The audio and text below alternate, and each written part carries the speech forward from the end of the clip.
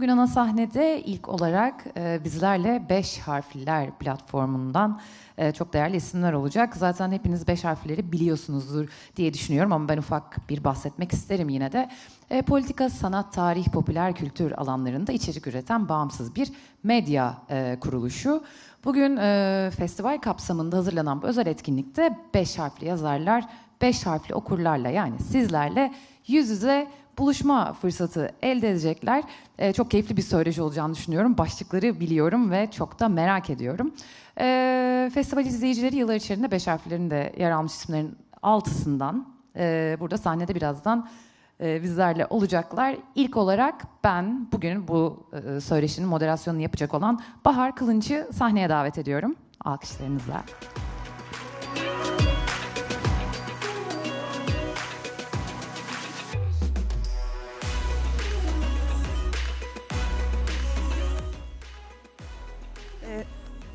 Selamlar. Öncelikle hoş geldiniz bu zorlu hava koşullarına rağmen burada bizimle beraber olduğunuz için çok teşekkür ederim. Beş Harfliler 2012 yılından bu yana yayın hayatına devam eden bir feminist yayın. Eğer amacımızı özetlememiz gerekirse kendi meşruiyetini sorgulatmayan, meşruiyetini erkeklere, patriarkaya, devlete ya da herhangi bir muktedire açıklama ihtiyacı duymayan, kadınlarla bilinç yükseltme ilişkisi kurmayan, kadınların sonsuz meraklarını, soru ve tartışmalarını, cin fikirlerini sayfalarına taşıyan feminist bir yayındır diyebiliriz. Bugün de tam olarak bunu yapmayı amaçlayarak bir araya geldik. Vav İstanbul ekibi bize bu etkinliği teklif ettiğinde oldukça heyecanlandık. Yıllardır yazılarını okuduğumuz yazarların seslerini duymak, onları okurlarla buluşturmak bizim için oldukça heyecan verici olacaktı. 5 harflerin 5 sesi diyerek çıktık bu yola ve isim belirlerken oldukça zorlandığımızı söyleyebilirim. Çünkü 5 harflerin yüzlerce yazarı, yüzlerce gündemi var. Ama olabildiğince bir sınırlama, bir tadımlık seçki diyebileceğimiz seçimler yaparak bugün 5 tane konuyu işleyecek 6 arkadaşa, 6 yazarımıza yer verdik ve bugün sizinle seslerini paylaşacaklar. Öncelikle Fasulye'nin bildiği Hah ve İstasyon kitaplarının yazarı Birgül Oğuz konuşacak bizimle. Hayal gücü, sınırlar ve sınır dışı başlıklı konuşmasını paylaşacak bizimle. Feminist yazarlık ve okurluk deneyimi üzerinden kurmacanın imkanlarını tartıştığı veya kişisel deneyimlerini aktardığı bir konuşma olacak. Ardından Toz Bezi'nin yapımını 2015 yılında gerçekleştiren Ahu Öztürk burada bizimle kadınlar olarak yazmanın, yazamamanın utancını ve bu utancı aşma yolları üzerine kendi deneyimlerinden yola çıktığı bir konuşma yapacak. Yazma utancı başlıklı. Feminist sinema araştırmacısı ve İstanbul Rumeli Üniversitesi Radyo, TV ve Sinema Bölüm Başkanı Canan Balan, bugün feminist sinema seyirciliği başlıklı konuşmasında filmler kimler için yapılır diye soracak ve feminist sinema seyircilerine bakacak. Onlar üzerinden bir değerlendirme yapacak. Feminist sinemanın izleyicisi kimdir diye soracak.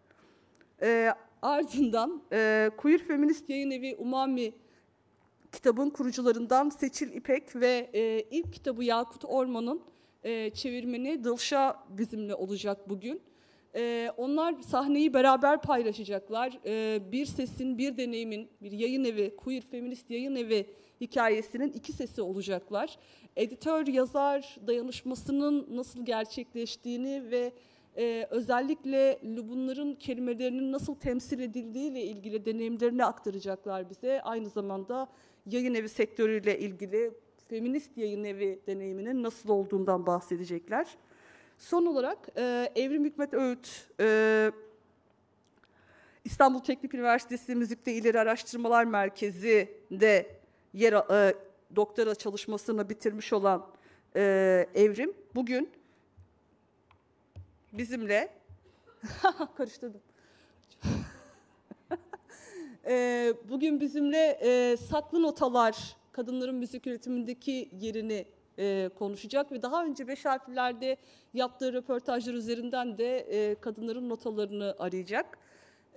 Tekrar hoş geldiniz diyorum. Sahneyi benden daha deneyimli, kişisel deneyimleri daha çok merak ettiğinizi umduğum arkadaşlarıma vermek istiyorum. Teşekkür ederim. Tekrar hoş geldiniz. Merhaba. Çok teşekkürler Bahar. Ben hayal gücü üzerine konuşacağım. Hayal gücü sınırları, varsa bir sınır dışı. Genel olarak hayal gücü üzerine bir konuşma bu. Yıllarca erkeklerin yazdıklarını okudum. Bilmediğim, bilemeyeceğim çok şey öğrendim o metinlerden. Hayal edemeyeceğim şeyler öğrendim. Öğrenmeye de devam ediyorum. Üniversitede de edebiyat okudum ve çok mutluydum. 10 yıla yakın bir süre yine büyük ölçüde erkeklerin yazdıkları üzerine çalıştım ve yazdım. Özel olarak böyle bir tercihte bulunmadım. Ama bu kendiliğinden böyle oldu biraz. Çünkü okuduğumuz 10 yazardan 9'u erkekti. Aslında tam öyle bile değildi. Mesela işte ben biraz zamanda geriye gitmek isteseniz, işte ben Rönesans sönesi çalışacağım falan derseniz, ortada bir oran falan da kalmıyordu o zaman. 10 şairden 10'u da erkek oluyordu. Açıkçası milattan önce 6. yüzyıldan işte 19. yüzyıl ortasına, hatta nereden bakarsanız 1920'lere kadar falan durum buydu. Yani erkekler yüzyıllardır yazıyor.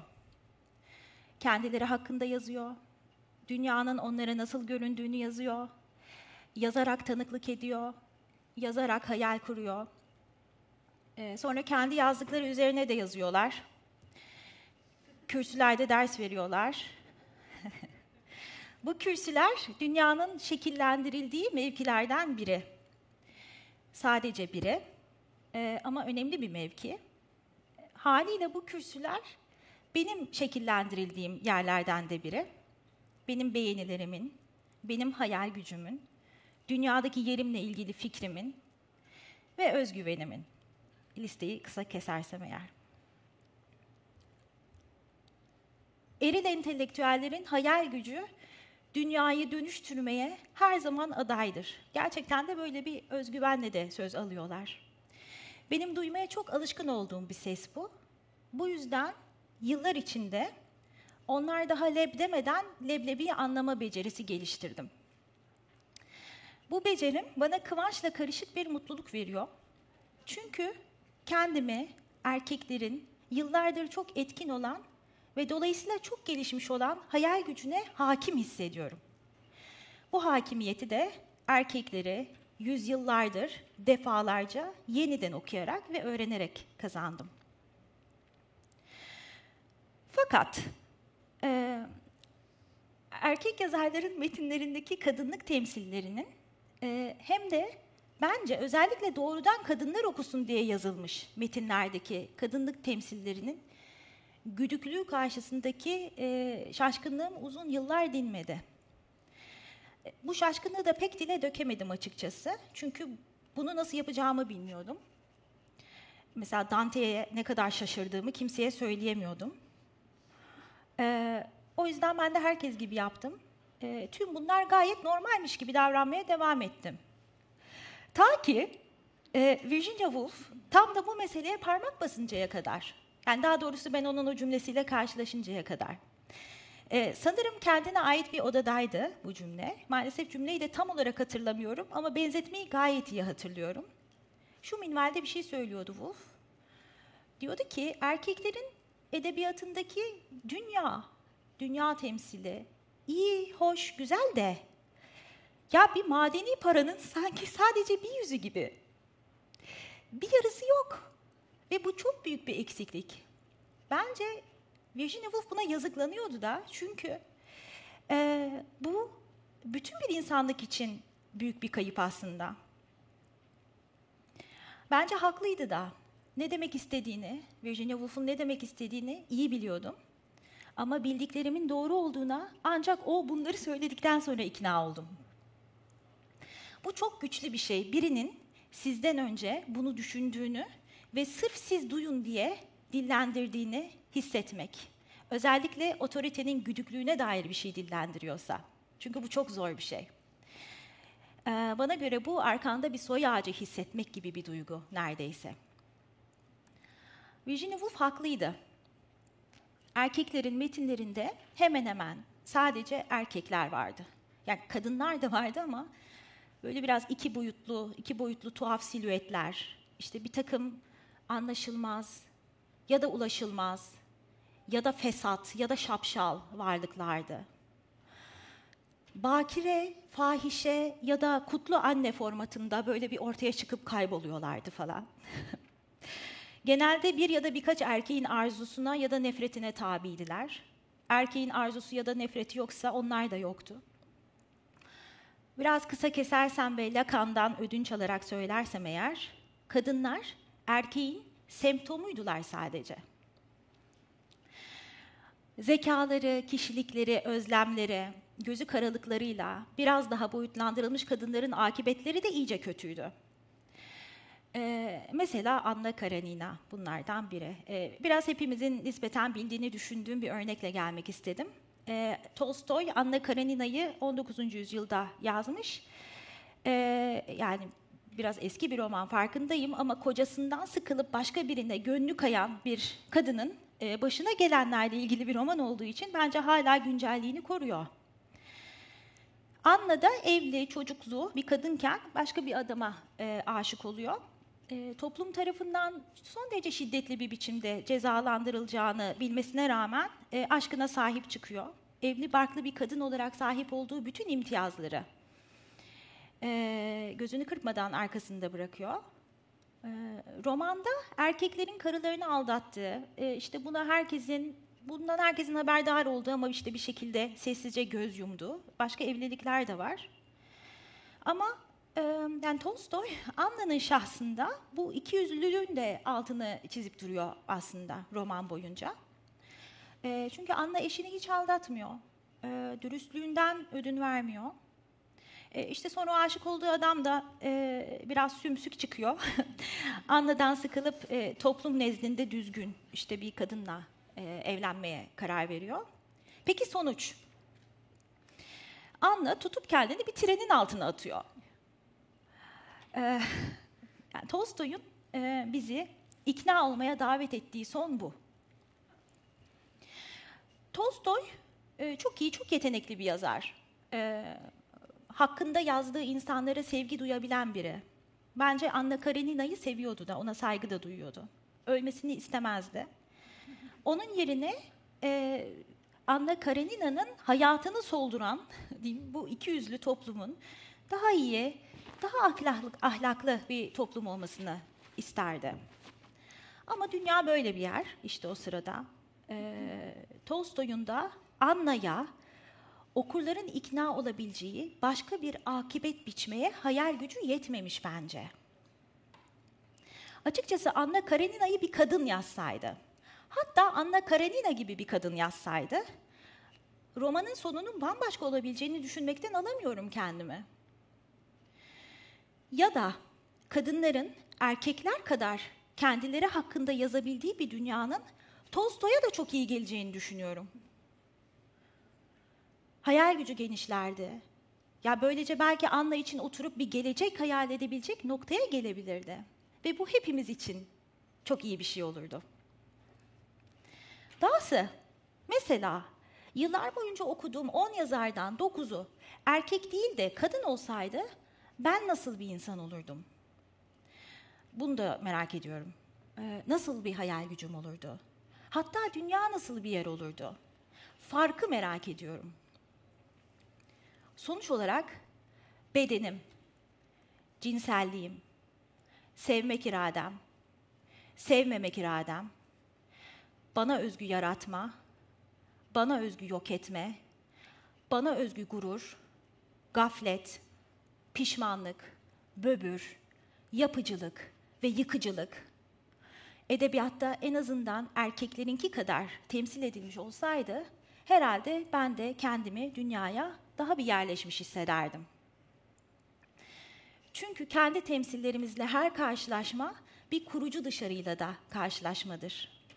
Ben kendi temsilimle her karşılaştığımda kendime daha çok güldüm, üzüldüm. Kendimi daha iyi anladım ve daha boyutlu sevdim. Daha güçlü, daha köklenmiş hissettim. Yazan kadınlara çok ama çok şey borçluyum. Hayatımı gerçekten etkilediler ve değiştirdiler. Hayal güçleri, keskin bakışları, kırılganlıkları, bocalamaları ve dürüstlükleriyle hayatıma girmeselerdi her şey çok farklı olurdu. Ve nasıl oluyor bilmiyorum ama ben bunu adım gibi biliyorum. Kurmaca'nın bilimsel hipotezler gibi gerçeklikle sınanması gerekmiyor. Ama başka insanların inanma yeteneklerinden güçlü bir talepte bulunduğu ortada. İnsanları aynı hayali paylaşmaya davet ediyor. O sırada başkalarıyla birlikte paylaştığımız gerçekliğe dair bir şeyler ima ediyor. Onda olanı ya da olmayanı işaret ediyor. Ve dahası olabilecekleri de işaret ediyor. Patriarki, bunu hiddetle söylüyorum, yalnızca kadınların değil, bütün insanların hayatını ve insanlığını zedeler. Bizim düşünme, duygulanma ve hayal etme becerimizi de zedeler. Hayal gücümüzü kanıksanmış gerçekliklerle sınırlar. O sınırdan öte bir yer yokmuş gibi yapar. Bakışımızı, ufkumuzu da bulandırır. Feminizm bu yüzden yaşamsal bir öneme sahip. Çünkü sadece iktidarın toplumsal köklerini ve eşitsiz dağılımını incelemekle yetinmiyor. Bir gelecek de hayal ediyor. O geleceğe nasıl ulaşılacağıyla ilgili tartışmayı kesintisiz ve dinamik bir biçimde ve akla hayale gelebilecek her yerde sürdürüyor. Bu bayağı güçlü bir şey. Çünkü biri bir yerde bir şey hayal ettiğinde o şeyin mümkün olduğunu da ima eder. Yani ona hepimizin paylaştığı gerçeklikte bir yer açar. Onu bir nevi yoktan var eder, sonra da hayatta tutar. Artık hayal gücünün sınırlarını bayağı iyi tanıyoruz bence. Artık doğrudan o sınırları yazıyoruz gibi geliyor bana. Çünkü bir sınırı aşmanın en iyi yolu onu yazmak değilse nedir? Çok teşekkür ederim dinlediğiniz için. Sağ olun.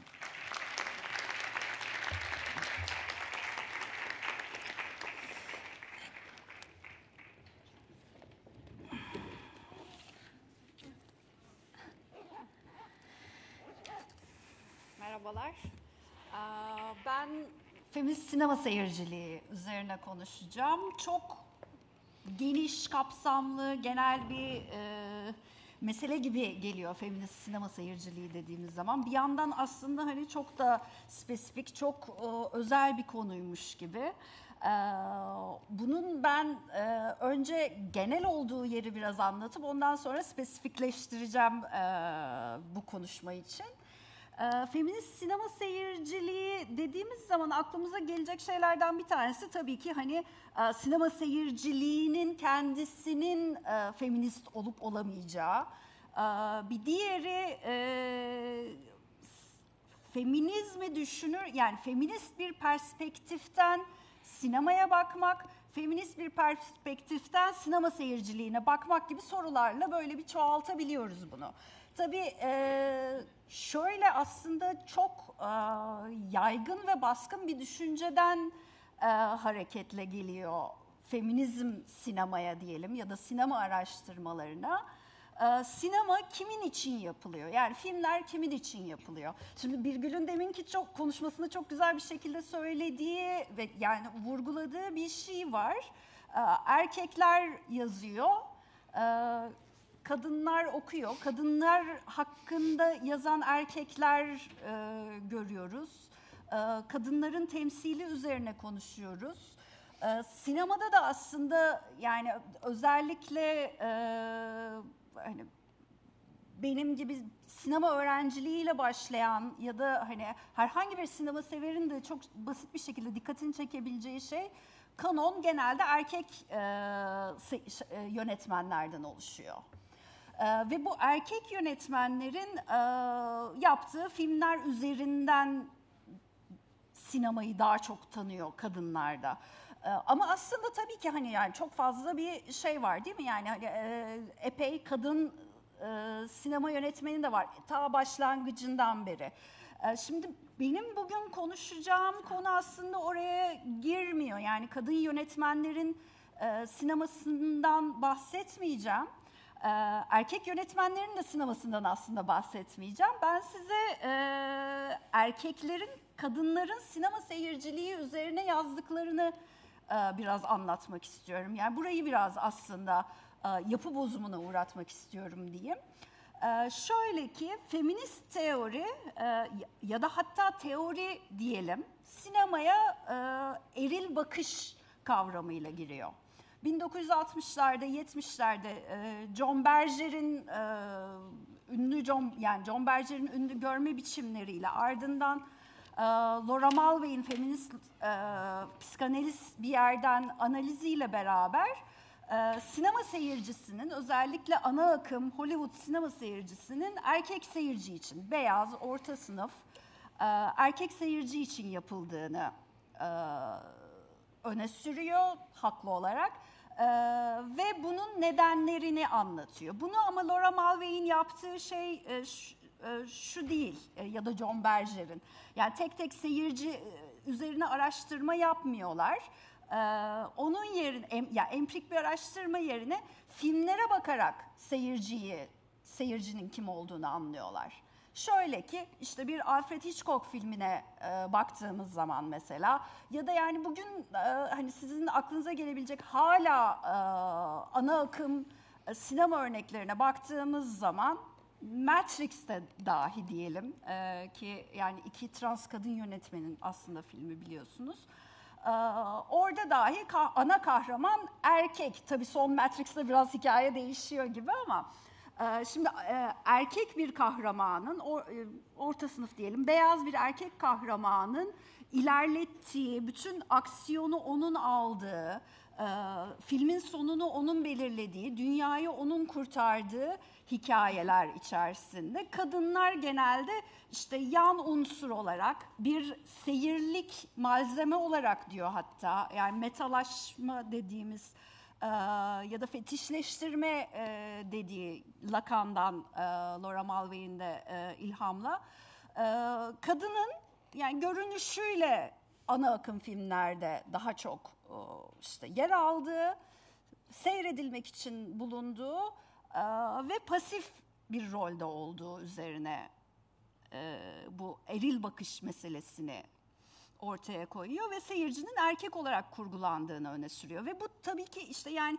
şeyi de sinema araştırmalarını örneğin, sinema araştırmalarının akademiye girişini hatta şey yapan, nasıl diyeyim, vurgulayan ilk böyle çok önemli çalışmalardan biridir biraz aşinaysanız. Ben biraz daha şimdi şeye girmek istiyorum. Yani bu teorinin, eril bakış teorisinin alternatifleri neler olabilir? Yani şöyle ki bu eril bakış, yani eril sinema hakikaten erkekler için mi yapılıyor? Ya da ta şeyde bile yani aslında sinema tarihine baktığınızda ki benim yapacağım şey o 1910'lar 1920'ler üzerine hatta İstanbul'daki sinema seyircileri üzerine konuşmak istiyorum ben. Buraya baktığınız zaman aslında çok farklı bir şey görüyoruz, cinsiyetlendirme görüyoruz. 1920'lerde edebiyatçılar özellikle Türkiye'de seyirciyi düşündükleri zaman kadın olarak düşünüyorlar. Sinema seyircisi onların gözünde daha çok kadın. Neden? Tabii ki bu şeyden değil, hani nasıl diyelim, işte kadınlar kültür hayatında egemen olduğunu düşündükleri için değil, tam tersi kadınların aslında kültürel üretimin sadece tüketicisi oldukları, üretimi yapanların erkek oldukları düşüncesinden geliyor bu. Şimdi buna örnek olarak verebileceğimiz bir takım edebiyatçılar var. 1920'lerin İstanbul'undan bahsediyorum. İşte Peyami Safa bunlardan bir tanesi. Fahri Celal Göktulga bunlardan bir tanesi. Mehmet Rauf bir tanesi. Hüseyin Rahmi Gürpınar biraz bahsediyor. Bu gibi o dönemin erkek yazarlarında çok rastladığımız örneğin bir kadın sinema seyircisi prototipi var. Böyle bir stereotip var. Ve bu stereotip şöyle, filmlerden aşırı etkilenen, çok duygusal, aynı zamanda batılılaşmış, tabii filmlerden o kadar etkileniyorlar ki ahlakları da yabancı filmlerden dolayı bir şekilde yozlaşıyor. Ve bu yüzden başlarına gelmedik kalmıyor. Bu biraz şey gibi aslında, hemen yani çok bildiğiniz bir naratif var, bir anlatı var Yeşilçam sinemasında. Şimdi söyleyince hemen hatırlayacaksınız, hatırlamadıysanız çok da. Yeşilçam filmlerinden bildiğimiz bir, mesela Ahu Tuğba'nın oynadığı bir naif genç kız karakteri vardır. Film yıldızı olmak ister, film yıldızı olmak için kötü şeye düşer işte. Porno sektörünün içine düşer, kötü yola düşer. Ve ondan sonra başına gelmedik kalmaz gibi bir şey var, değil mi? Evden kaçan, film yıldızı olmak için evden kaçan genç kız hikayesi. 1960'lardan değil, bu çok daha önce. Yani 1920'lerde dediğim gibi Peyami Safa'nın romanlarında gördüğümüz bir mesele bu. İşte Sözde Kızlar romanında örneğin Belma diye bir karakteri var Sözde Kızlar arasında. Belma karakteri o dönemin İtalyan melodramlarına çok hayranlık besliyor. Ve bu bu melodramlardan, İtalyan melodramları tabii Birinci Dünya Savaşı sırasında tahmin edebileceğiniz gibi, yani Birinci Dünya Savaşı'nın hemen ardından biliyorsunuz İstanbul'u işgal ediyor. İstanbul'u işgal eden ülkeler arasında zaten, yani Osmanlı'yı işgal eden ülkeler arasında İtalya ve Fransa'da var ve o yüzden de onların filmleri çok gösteriliyor. Şimdi tabii burada sadece patriarkal bir eleştiri yok sinemaya, bir yandan milliyetçi bir eleştiri de söz konusu. Çünkü işte düşünecek olursanız işgal ordularının filmleri bunlar bir yandan.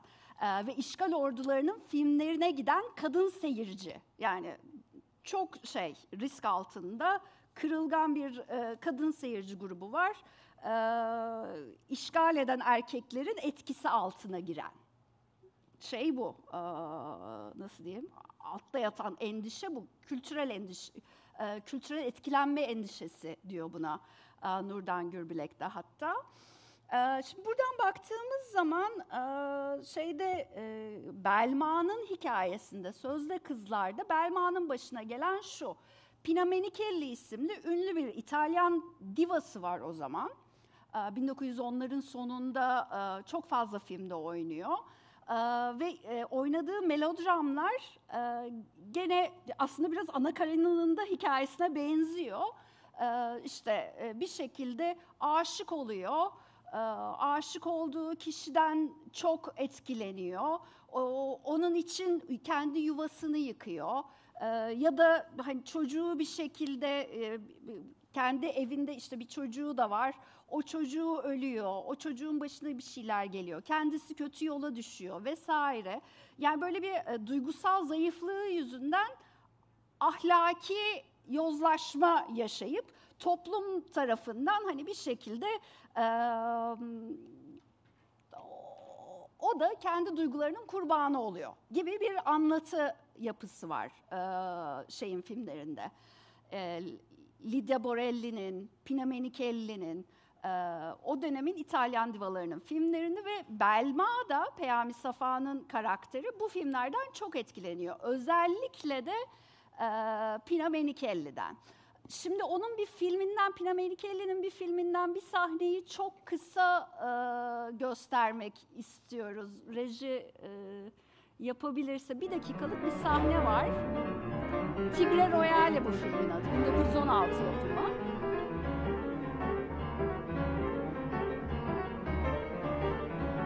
Şimdi hareketlerine dikkat edin, jestlerine. Dikkat edin diyorum sadece Peyami Safa değil, Sermet Muhtaralus ve Fahri Celal Göktulga da İstanbullu kadınların Pina Menikeli'nin şu hareketlerini taklit ettiğini söylüyorlar. Sermet Muhtarolus örneğin işte bir gazete yazısında şöyle bir şey söylüyor. Hemen onun alıntısını yapayım, çok da vaktim yok. Kadınların en çok taklit ettiğinin Pina Menikeli olduğunu söylüyor. Kesebiliriz filmi burada. Örneğin şöyle diyor. Şuh bir poz alacaklar mı Pinavari?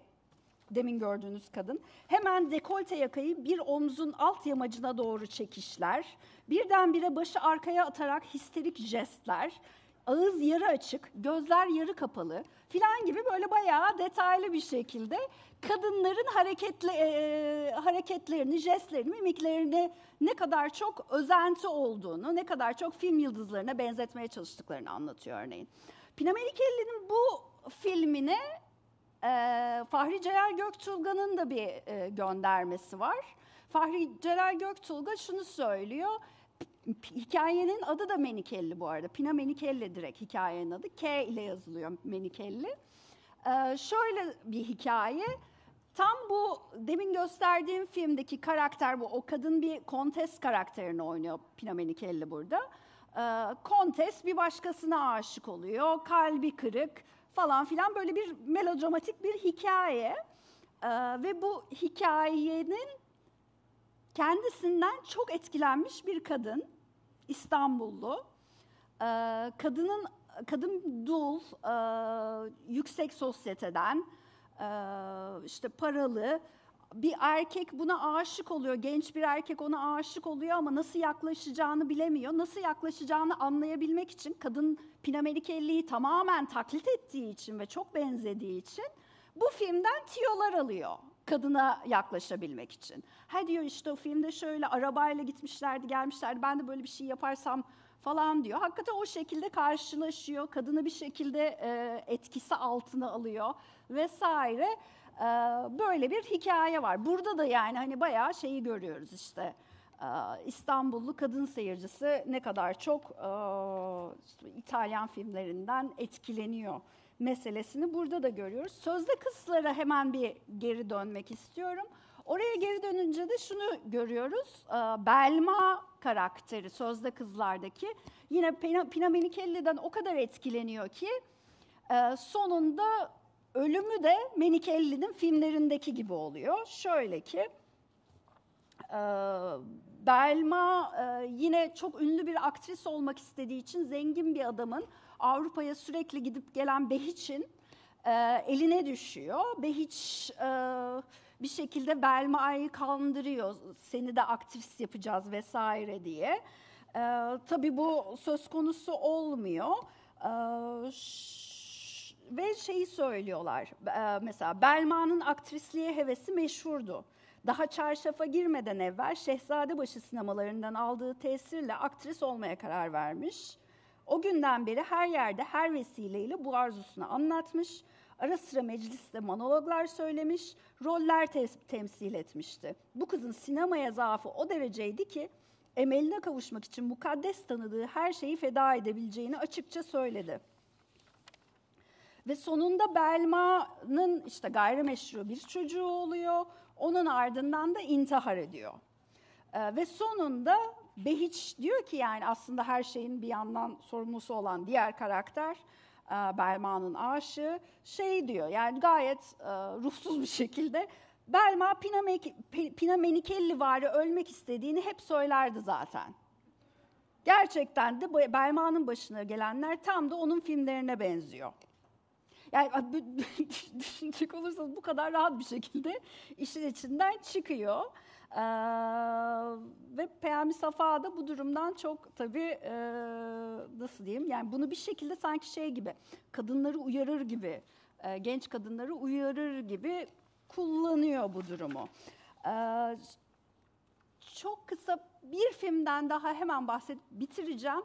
Film diyorum roman. Peyami Safa'nın yine bu sefer takma isimle, Server Bedi takma ismiyle yazdığı bir romanı var meşhur. Sinema Delisi Kız romanın adı direkt. Sinema Delisi Kız romanında da, yani komik olduğu için böyle bitirmek istiyorum. Sinema Delisi Kız romanında da şöyle bir hikaye var. Yine sinemaya çok hayran, artık delilik derecesinde, hastalık derecesinde. Tam da Freud'un şeyi vardır, sinefili ya da voyeurizm gibi kavramları çok benziyor, aynı kafalar yani. İşte şey gibi, böyle bir hastalık derecesinde sinemaya tutkulu bir kız. André Rouen var, o dönemin Fransız meşhur jönlerinden, çok yakışıklı bir artist. André Rouen'e olan hayranlığıyla bayağı bir kandırılıyor. Şöyle ki, İstanbul'da bir tiple karşılaşıyor. Adam bayağı André Rouen'e benziyor ama aslında Türk. Ve bizim karakterimiz biraz zaafı olduğu için işte onu kötü emellerine alet ediyor. İşte kendi stüdyo dairesine götürüyor güya, orada kısa filmler çekiyorlar falan filan. En sonunda bu adamın elinden başka bir şey karakteri, daha diyelim düzgün karakterli bir Türk erkeği kurtarıyor kızımızı. Bu şekilde bitiriyorum ben. Ahu gelecek benden sonra. Teşekkür ederim.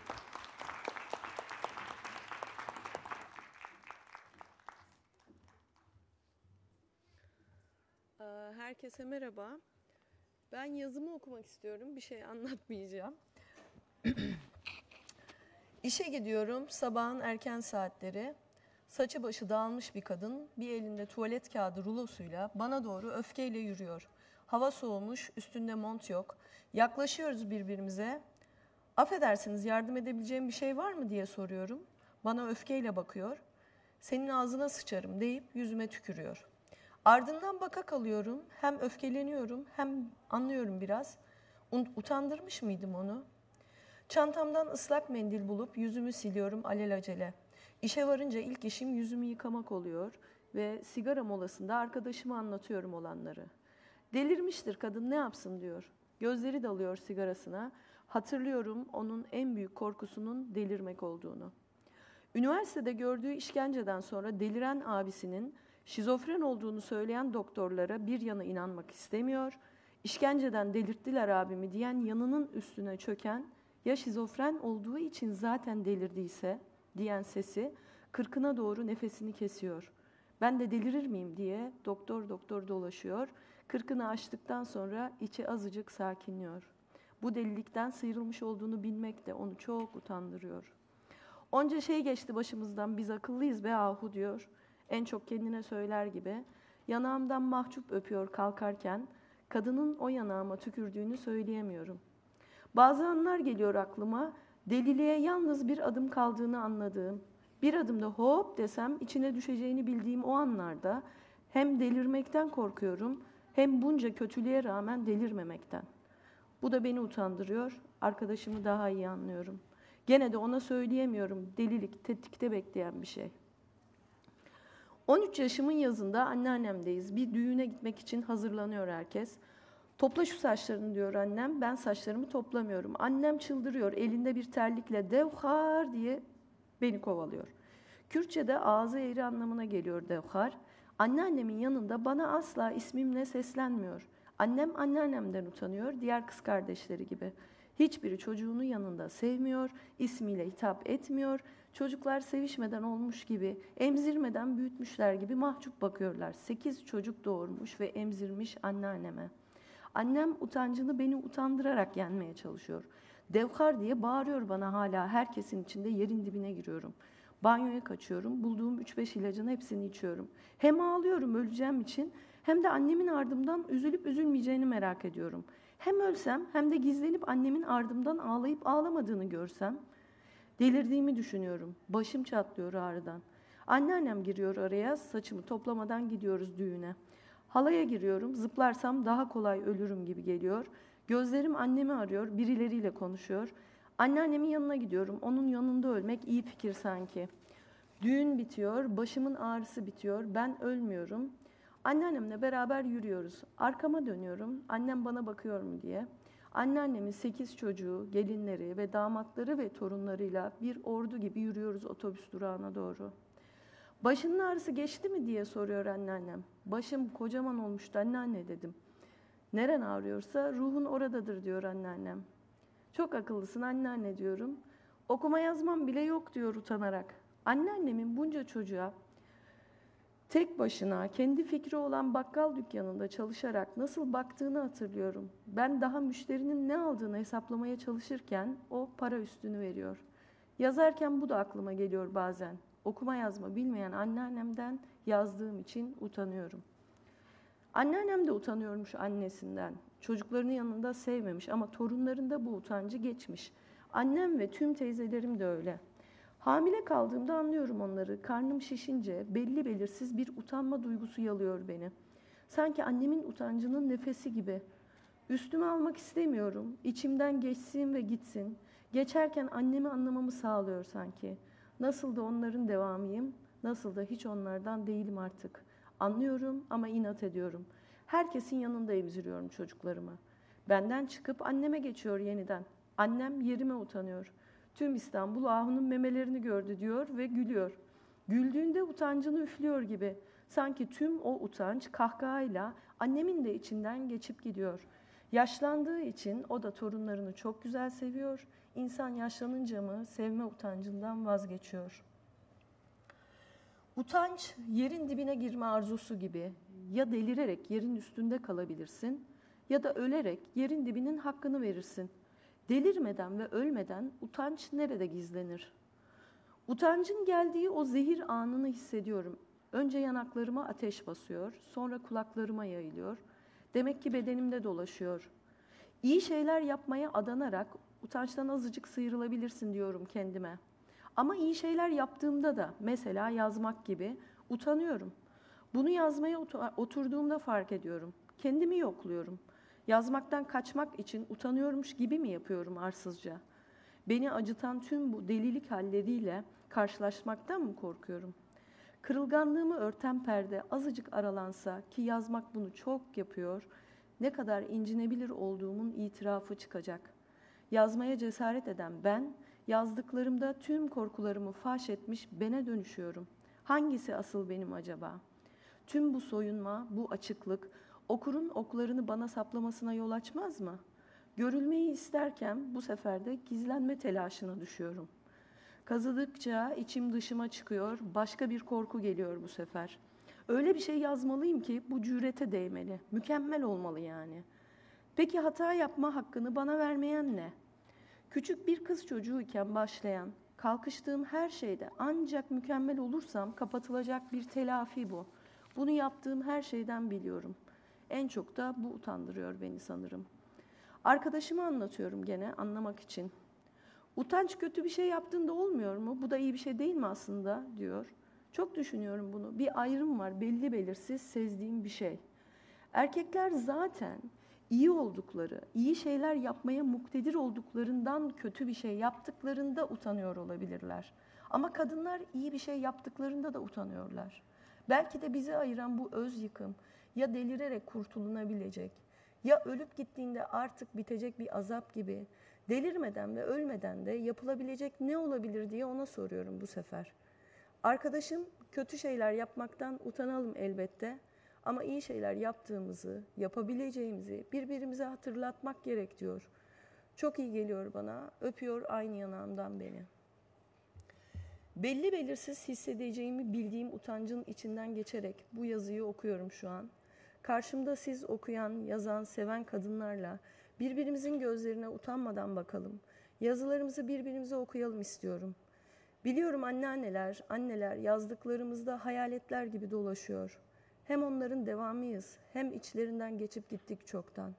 Birbirimizi utandırdığımız ve delirttiğimiz o zamanlardan varacağımız sakin bir yer öğrendim sanki. Mükemmel olmaya çalışmadan, kusura hürmet ederek yazmak, utancı yazma cesaretine dönüştürüyor. Yazmamı sağlayan bu nefes, kusur dolu yazımı okuma cesareti veriyor ve bu cüretle yazımı bitiriyorum. Teşekkürler.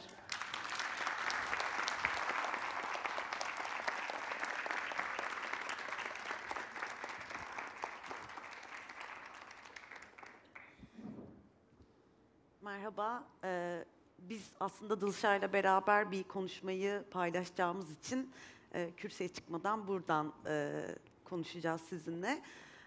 Ben queer feminist yayıncılıktan ve bu yayıncılığın imkanlarından söz edeceğim. Bu konuşmaya başlarken de aslında benim de burada olmama vesile olan sevgili Bikesu Öner ve Büşra Mutlu ile beraber kurduğumuz Umumi Kitap isimli queer feminist yayın evimizden bahsederek başlayacağım. Bu yayın evini kurma sürecinden çok böyle ufak, çok da uzatmadan bahsetmek gerekirse, belki de o dönemde bunu en önemli yapan şey benim için o dönemde işsiz olmamdı ve iş arıyor olmamdı. Editörlük yapıyorum. İşte 2013 yılından beri birçok yayın evinde editörlük yaptım. Dergilerde yazılar yazdım ve editörlük yaparak hayatıma devam etmek, yaşantımı devam ettirmek istiyorum. O sırada arkadaşlarıma sorduğumda, işte nereye başvursam, neresi vardır diye sorduğumda birkaç kere şöyle cevaplar alıyorum. Ya aslında onlar iyiler, iyi de kitaplar basıyorlar ama ortamı çok erkek, sen yapamazsın gibi cevaplar alıyorum. Yani yapmaya çalışırım aslında ama evet haklısın, yapamayabilirim. Muhtemelen gidip orada bir takım oyun bozanlıklar yapacağım. Çünkü her ne kadar işin içinde bir sanatsal üretimde olsa, bir yaratıcılık da olsa, kabul edelim yayıncılık bir sektör. Hem de büyük patronlarının genelde erkekler olduğu heteronormatif bir sektör. Siz orada bir eşcinsel olarak, bir trans olarak var olmakta, bir feminist olarak var olmakta her zaman bir takım zorluklarla karşılaşıyorsunuz ve zorluk çekiyorsunuz orada var olmakta. Aslında sizin varoluşunuzda bir gariplik yok. Ama orada oturmuş bir düzen var, süregelen bir şey var ve siz bir şekilde bir dakika bunu böyle demesek mi acaba dediğimizde oradaki o düzeni bozan kişi oluyorsunuz. Tam bunları konuşurken pandemi başladı ve pandemi süresince böyle ilk birkaç ayda belki o evde o boşluktan ne yapsak diye konuşurken Bike ile Amerika'daki arkadaşımız bütün bu 2020'de kurduğumuz Umami Kitap süresi boyunca Bike hiç Türkiye'ye gelemedi pandemi dolayısıyla ve biz aslında akşam onlarda toplantılar yaparak onunla da saatin uygun olması için tamamen Zoom üzerinden kurduk ve ilk kitabımız Yakut Ormanı 2021'in Ekim ayında çıkardık. İkinci kitabımız Cennet Çürüdüğü de henüz birkaç gün önce çıkardık ama henüz Bike ile bir araya gelmiş değiliz. Onun gelebilmesini ve hep birlikte kutlayabilmek için de çok böyle sabırsızlanıyoruz. Bike ile her zaman ilişkimizde birbirimize kitaplar önerdiğimiz bir mektup arkadaşlığı gibi de ilerleyen bir arkadaşlığımız oldu. 11-12 sene öncesinden bahsediyorum ve bu uzun süreler boyunca biz her zaman birbirimizle o sevdiğimiz kitapları paylaşan bir arkadaşlık yürüttük ve her seferinde orada bir queer edebiyatta çok ses getirmiş bir kitap çıktığında ya da bir şekilde bir kitap kulübüne gittiğinde, feminist bir yazınla karşılaştığında, bir kitapla karşılaştığında her seferinde Bike işte orada var mı, Türkçesine bak, sen de okursun diyordu. Bazılarının Türkçesi oluyordu. Türkçesi olmayanlarını İngilizcesinden getiriyordu bana ve ben bir şekilde İngilizcesinden okumaya çalışıyordum. Ama her seferinde konuşmalarımız şuraya varıyordu. Bu kitap neden yok Türkçe'de? Bu kitap nasıl çevrilmemiş olabilir diye konuşuyorduk. Ve bir noktada artık bu kitapları biz neden çevirmiyoruz diye aslında işte üçüncümüz olan Büşra'nın ya hadi artık yapın bunu. Birazcık şey gibi böyle ne duruyorsunuz, bütün imkanlara sahipsiniz aslında diyerek acaba yapabilir miyiz bu işi diye giriştik. Burada mutlaka altını çizmem gereken bir şey var. Gül Dünya Yayınları, feminist yayıncılık yapan ya da yakın zamanda kapanan Ayiz Yayıncılık bana bir editör olarak da bir güç verdi aslında. Yani çünkü feminist yayın evi denilen bir şey olduğunu biliyordum ve yapılabildiğini biliyordum. Çok da böyle aslında içeriden de bildiğim bir süreçti. Yani orada ne kadar zorluklar olduğunu da biliyordum. Çünkü 4 yıl öncesinde kıraathanede çalışırken, ben K24'te çalışırken bir kitap şenliği yapılıyor ve böyle daha bağımsız küçük butik yayın evlerinin olduğu bir şey. Hiç unutmuyorum, o sene Gül Dünya Yayınları'ndan Arzu'yla konuşurken ikinci gününde ben nasıl geçiyor, güzel oldu mu hani buraya katılmanız demiştim. Arzu şey demişti, çevirisi hazır bir kitabımız vardı, para olmadığı için matbaaya gönderemiyorduk. Buradaki bu küçük fuardan bu kitabın matbaa parasını çıkardık ve matbaaya göndereceğiz demişti. Yani ne kadar böyle küçük küçük birikimlerle böyle hadi bakalım şu parayı da toplayıp bir şekilde çıkaralım gibi yürüdüğünü de bilerek bu işe girdiğimizde gördük ki bunun bir karşılığı var aslında. Yani aslında çok cesaretlendirici bir sürü şey gördük biz yayıncılık sektöründeki daha böyle eril olmayan, heteronormatif olmayan birçok yayıncı arkadaşımızdan bizi destekleyen, gerçekten de queer, feminist kitapların çevrilmesi konusunda bir boşluk olduğunu söyleyen ve bunu yapmamız için bizi cesaretlendiren, işte Metropolis Yayınları'ndan Onur, mutlaka adını almak isterim, Siren Yayıncılık, İtaki Yayınları'nda editörlük yapan arkadaşım Hazal. Yani bu şeyleri duymak, cesaretlendiren bu sözleri duymak bizim için buna adım atmak için bir cesaret verdi, bir fırsat verdi. Bir taraftan da neden biz queer feminist bir yayın eviyiz diye kendimizi tanıtarak çıktık aslında yayıncılık sektöründe kendimizi bu şekilde tanıtmadan da biz kitap basmaya başlayabilirdik. Ve bu kitaplar yine queer, feminist perspektifle yazılmış kitaplar olabilirdi.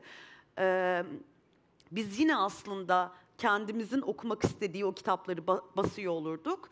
Daha fazla kişiye ulaşmasını istediğimiz o kitapları yayınlıyor olurduk. Ama bizim için adıyla çağırmak önemliydi. Çünkü açıkçası ben 10 sene önce, 15 sene önce böyle bir şey yapabileceğimi düşünmezken bana bunu düşündüren şey feminist yayın evlerinin varlığıydı. Ben biliyorum ki biz queer feminist bir yayın evi kurduk. Böyle kitaplar basacağız. İçeride süreçleri bu şekilde feminist bakış açısıyla yürüteceğiz. Birileriyle çalışırken, çevirmenlerle, tasarımcılarla çalışırken kendi queer feminist topluluğumuzdan insanlara öncelik vereceğiz derken biliyorduk ki dışarıda belki editör olmak isteyen, çevirmen olmak isteyen, daha genç yaşlardaki, mesleğin daha başındaki insanlar için bu bir aslında birileri bunu yapıyorsa ben de yaparım demelerine sebep olacak bir şeydi bunun altını çizmek, ismiyle çağırmak yaptığımız işi. Aslında tam da böyle bu noktadan belki ben sözü Dılşa'ya bırakıp ilk kitabımız Yakut Orman'la yolumuz nasıl kesişti diye o kısmı da Dılşa'dan dinlemenizi isterim. Sonra da ben tekrar devam edeceğim. Yani sesim geliyor mu? Şimdi geliyor. Benim Yakut Orman'la tanışmam aslında bundan seneler önce oldu. Üniversite 1. sınıfta yaz okulunda aldığım bir derste LGBT artı edebiyatına giriş diye bir ders aldım. Ve bu ders biraz böyle kült, hani giriş de olduğu için, 101 dersi olduğu için giriş dersinde bayağı şey gibi bir okuma listemiz vardı. İşte L, G, B, T gibi böyle sıradan giden bir okuma listemiz vardı.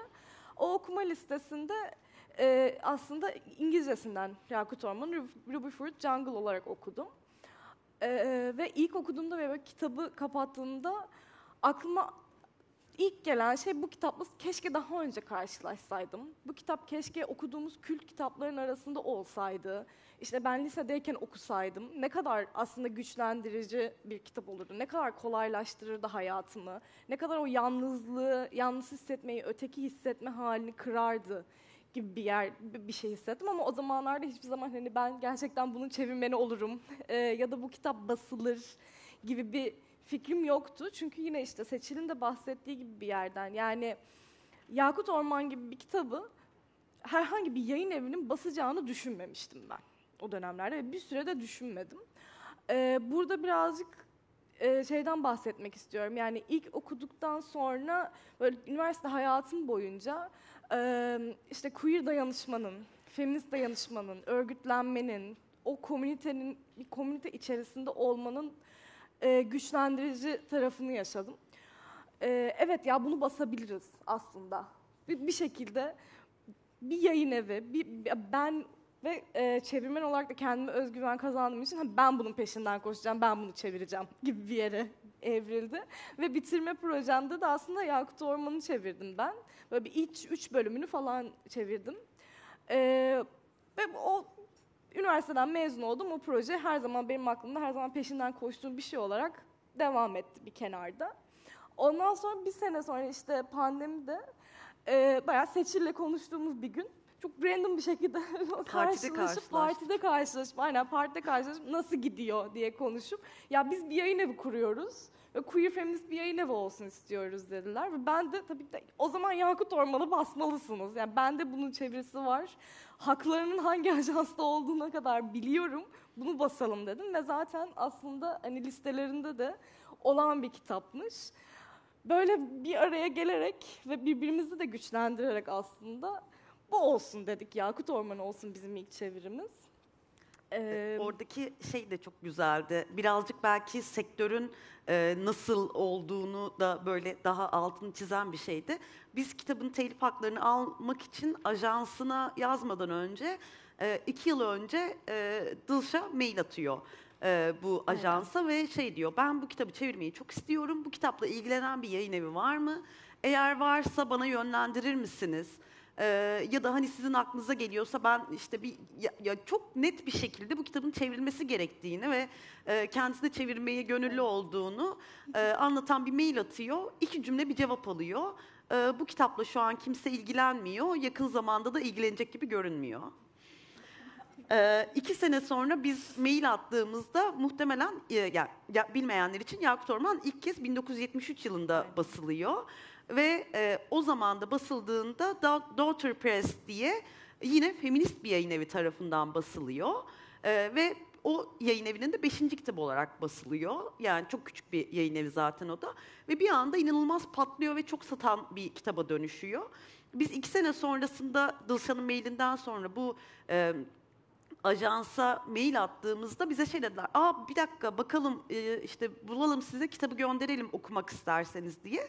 Muhtemelen 73'ten beri artık nerede kaldıysa bilgisayara aktarıldı mı o yani hani kitap ne zamandır ellerinde bilmiyoruz.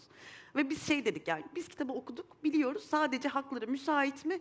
Müsaitse nedir konuşalım sözleşme için ne yapmamız gerek dedik ve o noktada bu karşılaşmayı yaşamak da çok güzeldi. Yakın zamanda çevrilecek gibi görünmüyor dediklerinde ve hani tekrar çevirmenin Dılşı olması da bizim için böyle bir heyecan vericiydi. Yani resmen şey oldu. Ben bunun peşinden koştum ve gerçekleşti. Hani gerçekten bir sürede zaten ben gerçekleştiğine inanamadım. Gerçekten bunu yapıyor muyuz? Kuruyor musunuz bu yayın evini gibi.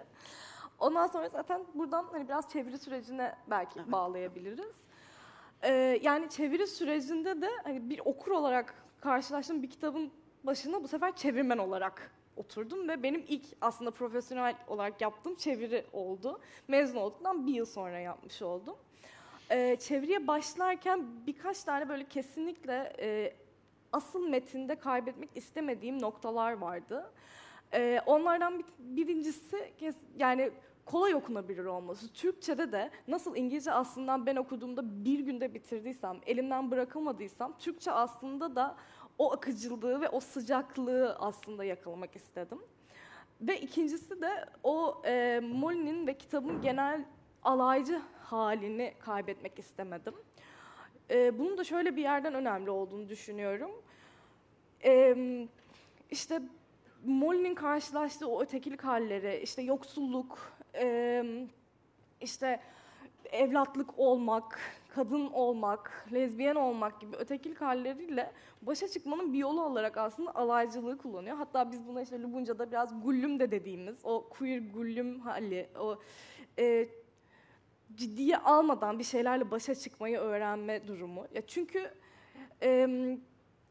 bu konuları sürekli ciddiye almayı sadece toplumda avantajlı konumda olan birisi yapabilir. Sürdürülebilir bir şey olabilir. Siz gerçekten yani işte mesela lezbiyen olduğunuzda, yoksul olduğunuzda, queer olduğunuzda bütün bu hallerle bütün hayatınız boyunca ciddiye alarak yaşamaya devam edemiyorsunuz. Çünkü bu çok bitirici bir durum oluyor. O yüzden bununla başa çıkmanın yolunu alaycılıkla bulmanız gerekiyor. Bunu da Yakut Orman'da çok vardı ve hiç kaybetmeyi istemediğim bir durum oldu. Orada zaten editoryal süreçte de. Bir de aslında örneğini vermek istedim. Hani burada yansıtacağız. Lubunca terimler kullandık biz. Ay, teşekkürler. Lubunca terimleri tutmak yani Türkçe Lubunca terimlerle, İngilizce LGBT artı jargonundaki terimleri Türkçe Lubunca terimler karşıladık. Lubunca zaten bu arada bir küçük anlatayım. Aslında transseks işçilerinin aralarında kullanarak başlayan, aralarında hem genel o çalıştıkları yerdeki toplumdan hem işte polisten daha güvenli bir alan, dilde güvenli bir alan, ne dediklerinin anlaşılmadığı bir jargon üretme kaygısıyla ortaya çıkan bir dil. Ben dil diyorum hani jargondan çok çünkü Lubunca kelimeleri kullanarak bir cümle oluşturabiliyorsunuz artık. O özelliği var ve bu genel olarak hani bütün LGBT artı komünitesinde artık kullanılan bir dil, ikinci bir dilimiz. Burada mesela bu örnekte işte kira derdim olmuyor diyelim. Aslına bakarsan senin şansına dün evdeydim. Genellikle geceyi kimin evine gidersem orada geçiriyorum. Böylece kahvaltıyı da aradan çıkarmış oluyorsun. Ama senin planın bu olmasın. Lezbiyenler sokaktan koli yapmazlar. Bu akşam deneyebileceğimiz birkaç bar biliyorum. Belki şansın yaver gider. Birilerini bulmakta zorlanacağını da zannetmiyorum. Güzelsin ve gençsin. Paha biçilemez iki özellik. Burada aslında Molly New York'a geldiğinde karşılaştığı ve birlikte sokakta yaşadıkları gay bir arkadaşıyla konuşuyor. Burada dipnotu da verdik. Kolye, Türkiye'li LGBT artıların kullandığı Lubunca jargonunda seks ya da seks yapılan kişi anlamına gelir. Mesela burada ben direkt şunu düşündüm çevre sürecinde. Ben bir arkadaşımla bu konuşmayı yapıyor olsaydım, bir arkadaşım benimle nasıl konuştu? Ve o arkadaşım gerçekten koli derdi. Yani bu yokmuş gibi davranmaya hiç gerek yok. Bir diğerinde, tabii clicker kullanacaktım. Burada işte Molly'nin gittiği bir partide geçen bir konuşma, partideki insanlarla. Manzaraya bakın, güzel ve çirkin. Krista kafasını yapar bir parmağının üzerinden çıkardı. Kim bütün gençleri kim bu arada isim? Kim bütün gençleri kendine saklayamazsın? Eğer erkek olsaydı sana mantici derlerdi, farkındasın değil mi? Diyor. Burada aslında chicken queen, İngilizce aslı. LGBT artı jargonunda gençlerle birlikte olmayı tercih eden yaşlı gay erkek demek. Bu metinde bu mantici çevresinde Lubunca kaynak aldım. Yani aslında mantici diye bir şey böyle araştırdığımda bulabildiğim bir durum değildi. Ama bunu Şevval'e nasıl? sorduk bunu. Aynen. Bir de tabii bu süreç sürekli etrafımıza sorduğumuz ve daha advanced oluyor mu bu? bilen Aynen, dili. daha advanced bilenlere sorduğumuz bir süreçti de. Yani işte manti Lubunca da genç erkek demek. Bunu böyle bir yerden mantici diye çevirdik. Gerçekten Lubunca kaynakları olmasaydı burada işte. Sağ ol, tek istediğim bir iki içki, sonra gece kalacak yer bulmak için çarka çıkarım. Burada çarka çıkarım seks için birini aramak anlamına geliyor. Genellikle para karşılığı seksi betimliyor. Burada yine İngilizce aslında LGBT artı jargonda bir şey yoktu. Ben sadece o insan Türkçe konuşuyor olsaydı nasıl konuşurdu üzerinden bunu yaptım. Araba lanet soğuk oluyor ama önce bakalım sana birini ayarlayabilecek miyiz? Belli mi olur, belki nazik bir hanımefendi bacaklarını açmana gerek kalmadan sana kapısını açar. İşte bir Buddhike geliyor hem de dosdoğru sana. Var ya sen bununla yazsan çiğner geçer seni. Burada Buddhike, İngilizce'de bulldike ifadesi vardı burada ve ben işte Kaos GL'nin lezbiyenizm dosya konulu sayısında böyle büyük lezbiyen sözlüğü diye bir sözlük yayınladılar. Oradan aldım.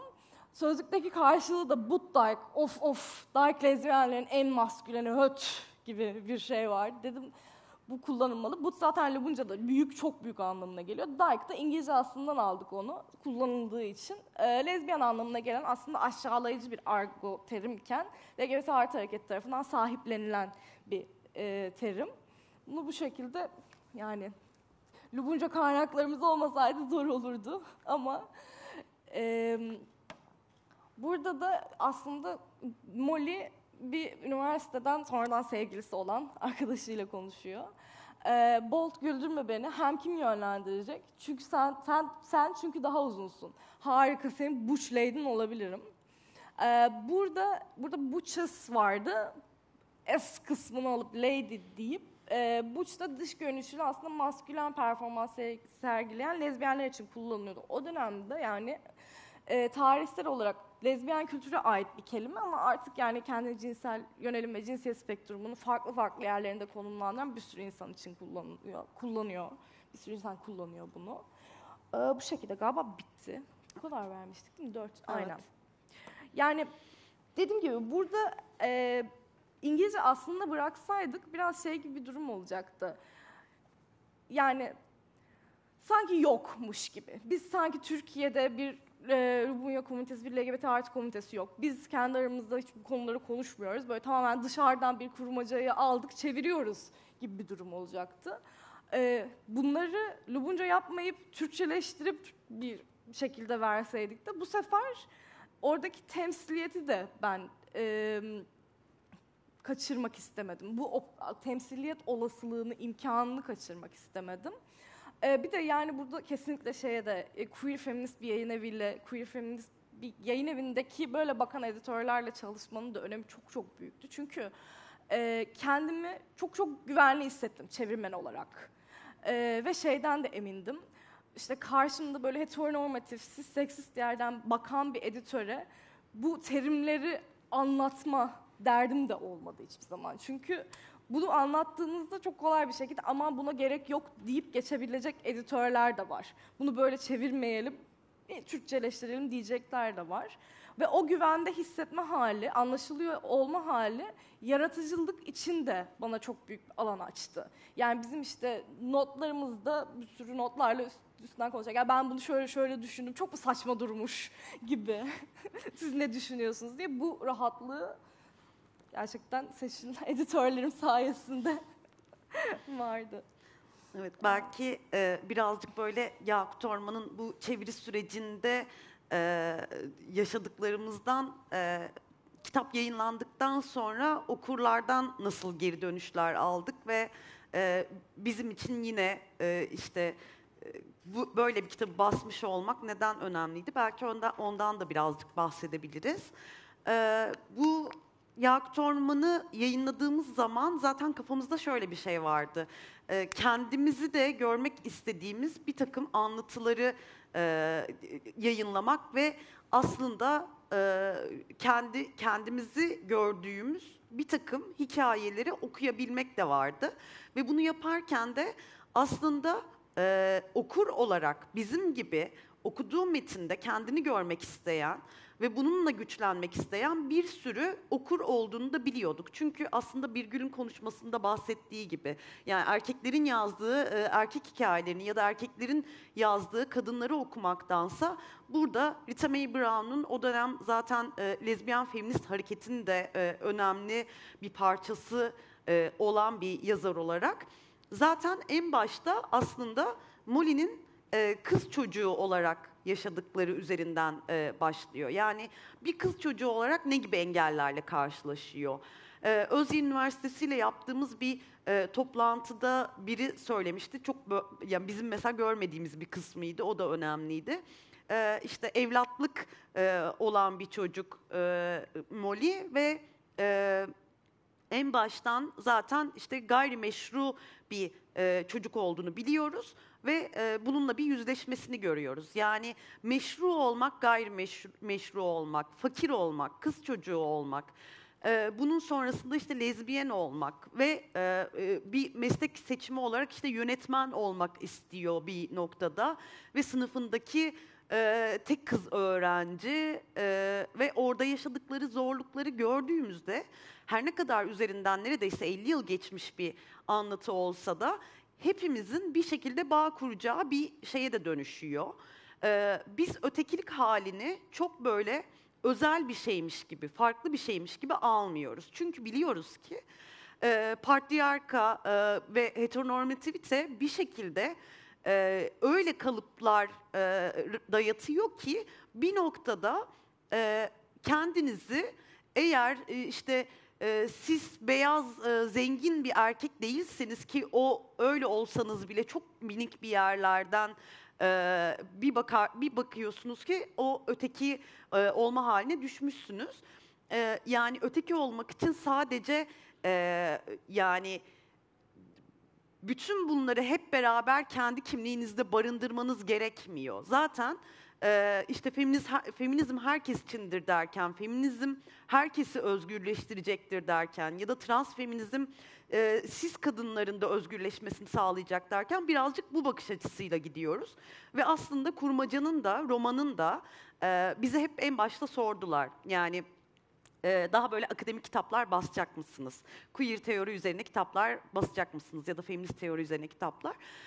Biz bu tarz kitaplar basmayacağımızı, yani kurmaca dışı bastığımız kitapların da daha ulaşılabilir olmasını istediğimizi söyledik. Yani diğerleri önemsiz olduğundan değil, sadece biz bunun imkanlarını çok sevdiğimizden. Çünkü Yakut Orman hemen çıktıktan sonra bir arkadaşımız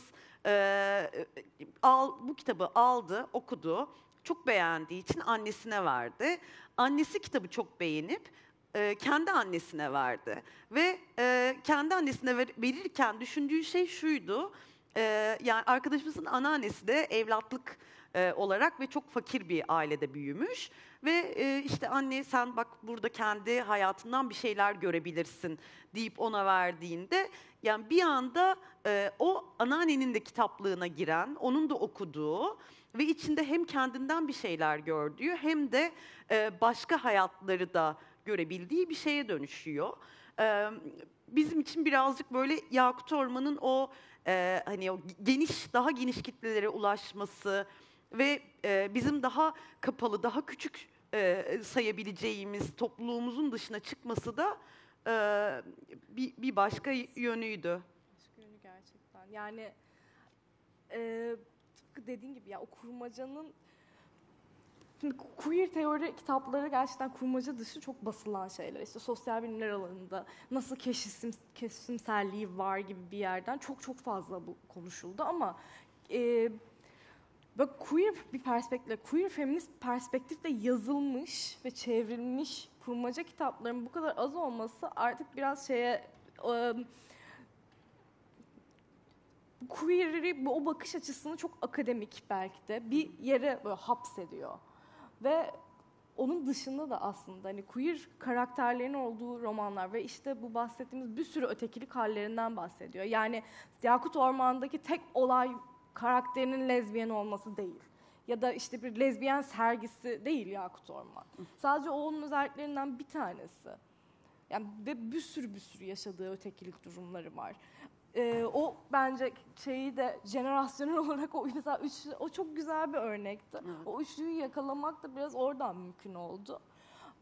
O yüzden gerçek hayata dair o kurmacanın bir şeyler anlatıyor olması biraz daha gerçek hayatta bize yer açıyor. Ve o temsiliyeti sağlıyor galiba. Öyle. Alıntıyı okuyup bitirelim mi? Aynen.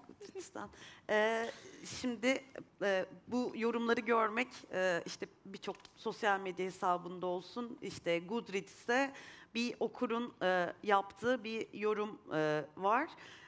Bu bizi çok böyle mutlu etmişti. Birazcık aslında burada anlattığımız her şeyi de böyle daha toparlayan bir şey. Küçük bir paragraf, bir yorum. Bunu da okuyup ben de bitireceğim konuşmayı. Bir tam pazar günümü aldı sadece bitirmesi. Dışarı çıkmadığım, yürüyüş yapmadığım pazar günlerini hiç sevmem halbuki. Bugünkü hava beni eve hapsetmiş olsa da yer yer güldüren, çokça üzen ve sinirlendiren bir öyküyü kendimi kaptırmama katkı sağladı. Öğlen bir gibi başladığım bir Yakut Orman, Gece sonlanmadan bitiverdi. Uzun süredir güzel kitap okumuş olsam bile bir öyküye bu kadar kapılıp gitmiyordum. Bilindik bir öykü aslında, hepimizin yaşadığı deneyimleri anlatıyor. Lezbiyen olalım ya da olmayalım, cinsel yönelimimiz hakim egemen kültürün talebine uyuyor olsun, olmasın, aile ve toplumun dayattığı kültürel normlarla baskı altında kendi olma mücadelesini hangimiz vermiyoruz ki? Molly'nin öyküsüne bu açıdan bakmak gerek. Onun direnci güçlü, kendi olmanın ne kadar zor olduğunu, ne büyük mücadele ve çaba gerektirdiğini, biz de kendi ülkemizden, kendi yaşam deneyimlerimizden bilmiyor muyuz? Çok tanıdık bir öykü. Kaçımız Molly'nin yaptığını yapabiliyor? Onu istemeyen bir topluluğun üyesi olmayı reddedecek güce sahip olacak kadar kendine sahip çıkabiliyor diye bitirmiş yorumunu. Bu kadar. Teşekkürler dinlediğiniz için.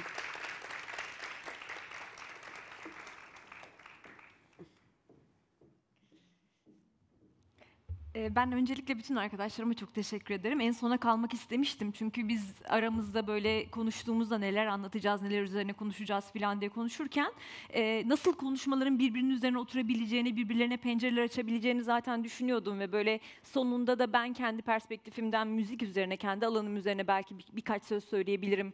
Bu yaratıcılık alanında erkek olmayanların nerelere konumlandırıldığı, bu konumları aşmak için nasıl cüret gösterdiklerinde karşılarına çıkan engeller, bu engelleri aşma çabaları, buradaki iradeleri vesaire üzerine bir genel toplantı olacağını sezmiştim ve böyle müziğe getirip konuyu orada tamamlamayı arzu ediyordum. Tam arzu ettiğim gibi oldu, daha fazlası oldu. Çok duygulandım gerçekten. Öncelikle çok teşekkür ederim hepinize.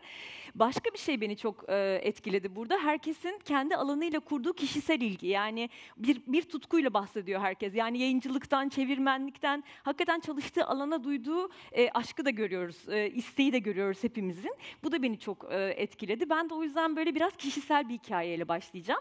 Aslında bir parça Virgül'le Canan da bahsetmişlerdi. Hani biz bir alanda eğitim görmeye başladığımızda tabii çok erkek egemen bir alan oluyor o alan zaten. Ne olursa olsun, edebiyatta olsa, sinemada olsa, benimki de müzikti.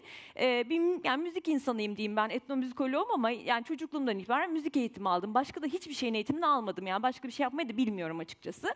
12 yaşında konservatuvara girdim. Ve müzikle ilgili bütün bu erkek egemen, işte yok cinsiyetçi, iş bölümü bilmem ne falan, bütün bunlar benim hayatıma o kadar içselleşmiş, o kadar yerleşmişti ki. Çok basit bir şeyle başlayayım, böyle hikayeyle başlayayım. Konservatuvara giriş sınavı vardır işte böyle 2 aşamalı. 2. aşama aslında bir genel kesin kabul sınavıdır. Yani kazanan öğrencileri çağırırlar, öğretmenler şeye bakar, işte eline, dişine falan bakar, kontenjanlara bakılır, çocuklar bir enstrümana yerleştirilir. Şimdi o sınava girdiğimiz günü hatırlıyorum. İşte bana mesela cello istedim, keman verdiler filan. Hani her çocuğa işte istediği ya da istemediği bir enstrüman veriliyor ama herkes sınavdan çok mutlu çıkıyor. Çünkü kazanmışız yani o sınavı. Artık bir de o gün emin oluyorsun yani, tamam aldın, girdin artık konservatuara diyorlar. Ortaokul giriş sınavı bu. Hepimiz çok mutluyuz ama çok iyi hatırlıyorum. Merdivenlerden inen bir kız çocuğu sonra sınıf arkadaşım oldu. Ve ben 30 yıldır aynı kurumda çalışıyorum. Yani o merdivenlerde çok anı var gözümün önünde ama bu anı hiç gitmiyor. Bir arkadaş böyle ağlayarak iniyor. Hemen şey diye düşündük, hepimiz kazandık, bir tek o mu kazanamadı, ne oldu, niye ağlıyor acaba filan. Neymiş meğer filan sorduk falan, trombon vermişler ona. Ve ağlıyordu trombon verildiği için bir kız çocuğuna. Ve ben ne hissettiğimi çok iyi hatırlıyorum. Ay iyi ki bana trombon vermediler diye düşündüm. Yani trombonun da ne olduğunu tam olarak biliyor muyum o sırada, o da ayrı da hani bir fikrim var. Hani kız çocuğu olarak çalmak istediğim bir çalgı da değil yani. Hani haklı ya o da filan diye düşündüm. 12 yaşındaydım. Sonra o bilgi, yani o böyle yani tabii sonradan çok iyi trombon çalan arkadaşlarım oldu, kadın arkadaşlarım oldu. Trombon çalan, korna çalan, hem cazcılar hem klasik müzikçiler falan, apayrı bir şey ama onlar hep istisnaydılar kendi alanlarında. Her neyse bu bilgi işte böyle çocukların, kız çocuklarının ne çaldığı, erkeklerin ne çalmayı tercih ettiği, sonra bale yapan erkeklerle ilgili şakalar, işte sonra mesela işte herhangi bir müzik dersinde bestecilerin yani zaten erkekler olması, yani hiç şu soruyu sorduğumu hatırlamıyorum, yani nerede bu kadın besteciler, kadın besteci yok mu falan, hiç aklıma gelmiyordu benim ortaokulda, lisede bile gelmiyordu belki, ki bunları söylediğim yaşlarda aslında işte böyle bir yandan solculaşıyorum falan, böyle hani hayatımda bir dönüşüm de oluyor ama ben hala bu meselenin farkında değilim. Çok normal yani bunlar. Ve bir biçimde ben Sonra işte üniversitede müzikoloji okumaya başladım. Biraz önce Anna Karenina'nın hikayesi gibi Wagner'in operalarında neden kadınlar sürekli ölüyorlar ya da bütün operalarda neden kadınlar sürekli intihar etmek zorundalar? Bir feda etme hali var kendilerine aşk için falan. Bunlar benim yani hala sorduğum sorular değil, düşünün. Öyle bir içselleştirilmiş bilginin içinden geliyorum. Yani bugün buna baktığım zaman, daha doğrusu 30'lu yaşlarıma doğru herhalde, geç 20'lerimde diyelim, feministleştiğim zaman ve bu gerçeklerle yüzleştiğim zaman dünyam kararmıştı. Yani öyle söyleyeyim. Hem gözüm açılmıştı hem dünyam kararmıştı. Gülnur Savran'ın bir röportajında okumuştum. Yani mealen söyleyeyim, şöyle bir şey söylüyordu. Diyordu ki benim için feminist olmak sosyalist olmaktan daha zordu. Daha büyük bir dönüşümdü. Çünkü feminist olmak demek aslında hayatın boyunca içselleştirdiğin, alıştığın, bildiğin bütün gerçeklerle mücadele etmek zorunda kalmak demek. Onların hepsinde bir problem olduğunu fark ediyorsun. Hani annenle babanla ilişkinden işte sevgilinle ilişkine, dediğim gibi öğrendiğin her şeyde bir sorun olduğunu seziyorsun. İşte onu sezme döneminde hatırlıyorum ben bu müzikle kurduğum ilişkinin ne kadar cahilce bir ilişki olduğunu sezmiştim. Ama daha sonra, yani şunu söyleyeyim, bugün beni hala çok üzen bir kısmı şu, bugün hala konservatuvar öğrencileri açısından düşündüğümde, ortaokul, lise, hatta üniversite müzik bölümü öğrenciler açısından düşündüğümde bizim sayımız, feminist hocaların sayısı o kadar az ki. Yani hala bu konular o kadar konuşulmayan konular ki, özellikle Türkiye'deki müzik eğitiminin içinde inanamazsınız. Yani nasıl söyleyeyim, yani bugün hala bir kadın, yani feminist kadın hocanın bir öğrenciyle karşılaşması ve bütün bunları söz konusu etmesi gerçekten konservatuar kadar konservatif, gerçek anlamıyla ismiyle müsemma bir kurumda çok zordur. Çünkü bu kurumlar aynı zamanda bir takım gelenekleri, bir takım kutsalları korumak, savunmak, konserve etmek üzere kurulmuş kurumlardır. Bugün bu hala benim içimi acıtan gerçeklerden bir tanesi. Sonra ben ne oldum? İşte etnomüzikolog oldum filan. Hiç doğrudan toplumsal cinsiyet çalışmadım aslında. Yani benim şu anda çalışma konum çok uzun yıllardır müzik ve göç ilişkisi, Orta Doğu müziği vesaire çalışıyorum. Ama ne çalışırsam çalışayım, toplumsal cinsiyet körü olmamayı öğrendim. Etnografi yapıyorum, yani alan çalışması yapıyorum, antropolojik yöntemleri kullanıyorum. Feminist antropologlardan çok şey öğrendim. Yani o alanda kurulacak ilişki veya etnografi yazma meselesini onlardan öğrendim. Bir araştırmayı tasarlarken, herhangi bir yere bakarken orada kadınlar ya da orada erkek olmayanlar ne yaşıyorlar, ne yapıyorlar, bu soruyu sormayı öğrendim. Ve bunu öğrencilerime de göstermeye bir biçimde onların da ufuklarını benimkinin açıldığından biraz daha erken bir dönemde en azından açmaya da gayret ediyorum. 5 harflilerle ilişkim nasıl bir ilişki? Son 2 yıldır filan 5 harflilere, yani daha önce de bir bağlantımız, ilişkimiz elbette vardı ama son 2 yıldır daha aktif olarak 5 harflilere Türkiye'de özellikle müzik alanında çalışan araştırmacı kadınların, yine kadınların müzikle ilişkisi üzerine yaptıkları araştırmalarla ilgili söyleşiler yapıyorum. Ve bu söyleşilerin konuları böyle çok farklı coğrafyalardan ve çok farklı tarihselliklerden olabiliyor. Yani işte Necla Melike Atalay'la klasik Batı müziğinde kadın besteciliği üzerine konuştuk. Ama işte Selda Öztürk'le göçün ve savaşın kadınların müziğine etkisini konuştuk. Veya Ayşenur Kollivar'la Karadeniz müziğinde kadınların yerini konuştuk. Veya işte Melisa Bilal'le Ermeni kadın feminist müzisyenleri konuştuk. Yani bütün örnekler, işte Sevilay Çınar'la kadın aşık geleneğinde kadınları konuştuk. Ruşen Alkar'la Dengbej geleneği içinde kadınları konuştuk. Bütün bunlar birbirinden çok kopuk gibi görülen hikayeler olabilir ama değiller. Bütün bu hikayelerin muazzam bir ortaklığı var ve o ortaklık işte bugün aslında bizim burada konuştuğumuz şeyin ta kendisi.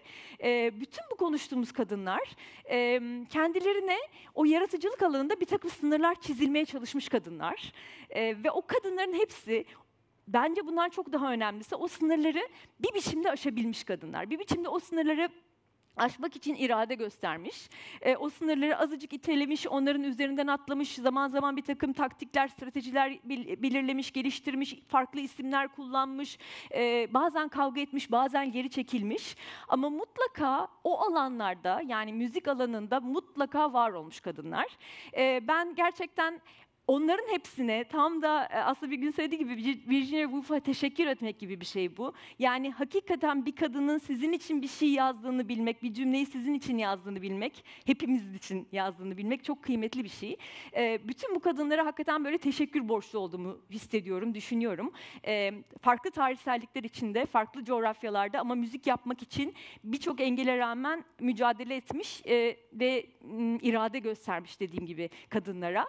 Ama bir o kadar da onlar üzerine çalışan kadınlara teşekkür etmek gerekir. Türkiye'de hala o kadınların sayısı çok fazla değil. Bu saydığım isimler hala Türkiye'de çok değil sayıları. Ama erkeklerin kendi yazdıkları üzerine kendilerinin yine çalışmalarına bir karşı şey olarak, atak olarak kadınların yazdıkları üzerine çalışıyorlar. Bu 1970'lerden 80'lerden beri zaten dünyada var olan bir şey. Türkiye'de de devam ediyor. Dolayısıyla bu çalışmaları yapan bütün kadınlara da çok teşekkür etmek gerekir diye düşünüyorum. Müzik ve kadının ilişkisi, kadınların gerçekten müzik alanında aynı sinema alanında olduğu gibi nasıl seyirci pozisyonuna itildiği, işte dediğim gibi o zaman benim ona cinsiyetçi iş bölümü diyemediğim halde nasıl enstrümanların veya sahne üzerindeki pozisyonların cinsiyetlendirilmiş olduğu, müzik teknolojisi gibi teknolojiyle ilişkili alanların nasıl aslında kadınlar tarafından yaklaşılamaz, hatta korku duyulan alanlar haline geldiği ve müzik yapmak isteyen kadınların sadece toplumsal kurallardan değil, ailelerinden, çevrelerindeki erkeklerden vesaire de gördükleri baskı veya çeşitli başka muameleler, bütün bu alanın hakikaten çok derin meseleleri. Yani bunlar üzerine burada çok uzun uzun konuşmak mümkün değil. Belki soru cevap kısmında sizler de kendi deneyimlerinizden aktaracaklarınız olur. Orada biraz daha açarız. Ama ben toparlayacak olursam gerçekten bence bugünün özeti ve genel olarak benim de 5 harflerle yaptığım röportajların özeti aslında erkek olmayanların yaratıcılık alanında kendilerine biçilmiş bir takım rollere nasıl karşı durduklarının bir hikayesi var. O hikayeyi hatırlamak, söylemek, yazmak, birbirimize anlatmak çok önemli diye düşünüyorum. O yüzden bugün burada bulunmaktan, sizlerle bütün bunları paylaşmaktan çok da mutluyum. Teşekkürler.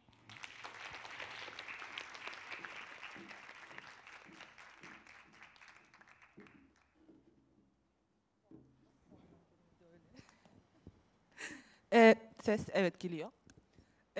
Uzundu ama benim için oldukça keyifliydi. Umarım sizin için de öyle olmuştur. Bu soru cevap kısmı olarak ayırdığımız bir bölüme başladık şu an. Benim aklımda çok fazla şey var ama biraz seyircilere söz vermek istiyorum. O yüzden söz almak isteyen görebileceğim bir şekilde kolunu kaldırırsa sanırım mikrofon iletmek mümkün olacak. Evet, bir tane aldık bile.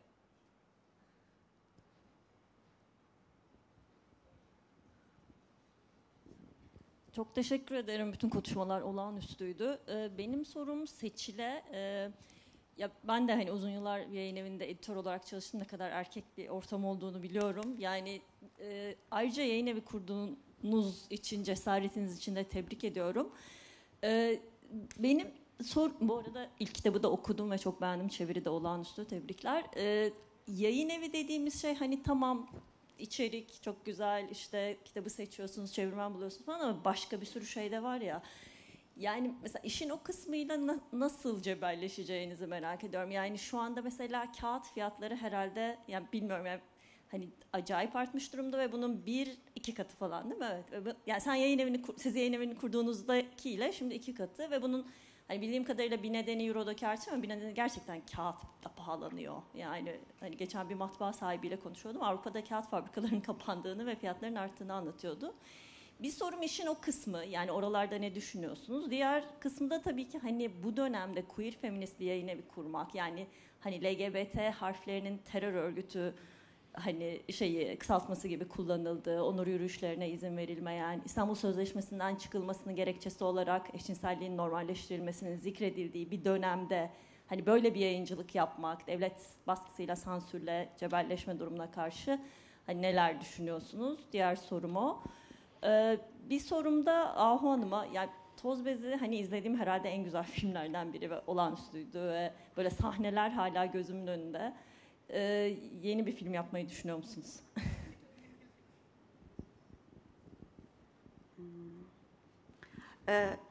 Teşekkürler Asena. Önce ilk sorunla başlayayım.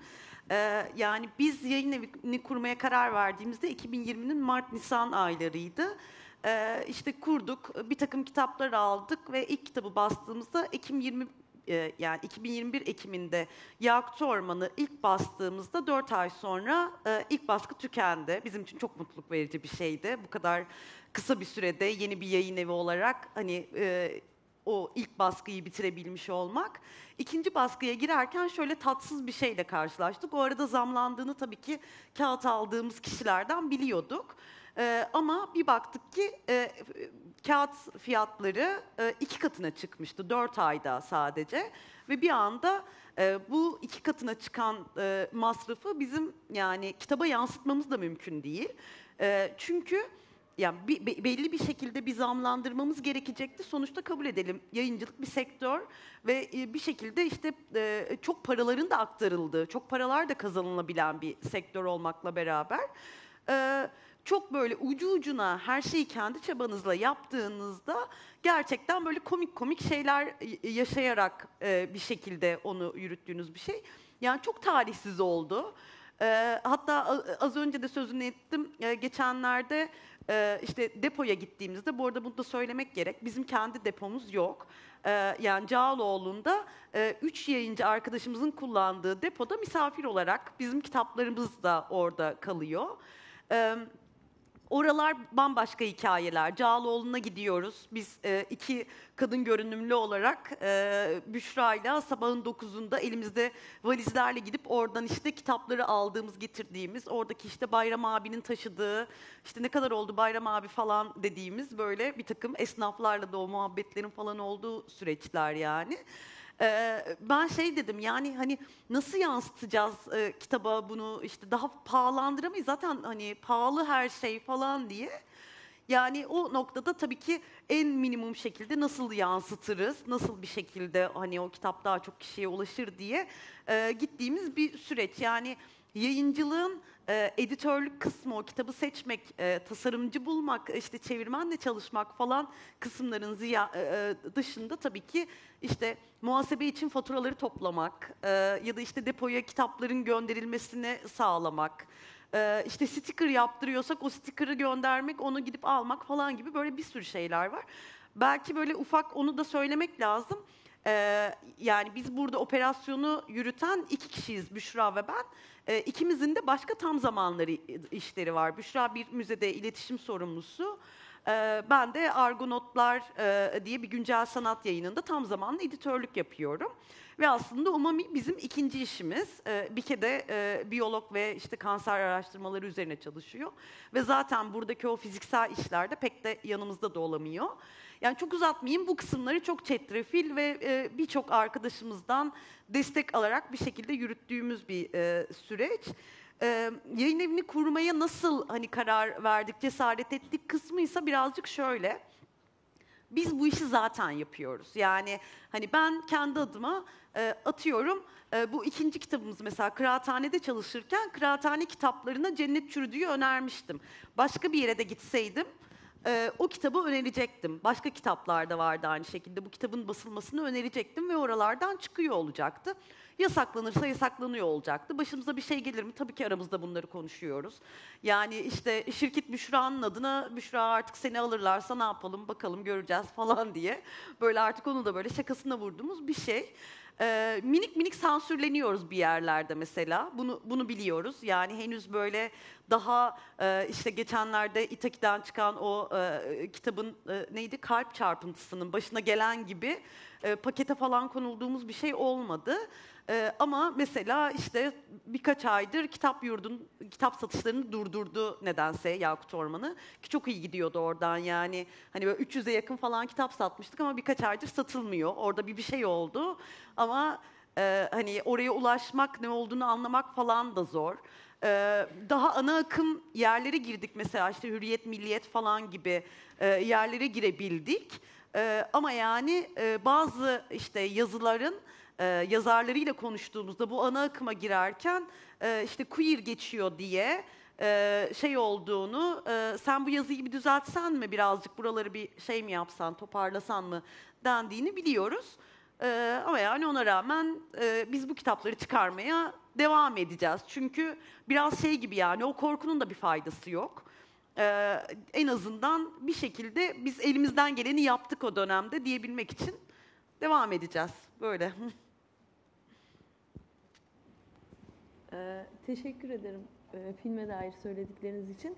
Şimdi yeni bir proje üzerine çalışıyorum. Az önce okuduğum şey, tabii tüfek gibi okudum. Siz anladınız mı? Ondan da emin değilim. Bir baktım 8 dakika. Onunla cebelleşiyorum aslında. Hani bir taraftan yazmak istiyorum, bir taraftan da böyle bir kendimi sabote ettiğim halleri yakalıyorum ama benim de dışında ciddi bir şey var. Yani hem pandemi sinemayla çok onu sekteye uğratan bir şey oldu. Hem de ondan önce böyle siyasi iklim çok sinemacıları vurdu. Ama benim de kendi sabotajım dahildir. Söz verdim kendime, yapacağım gibi öyle söyleyebilirim. Sağ olun. Sözü hepimiz olarak aldık. Arkalarda bir el görüyorum.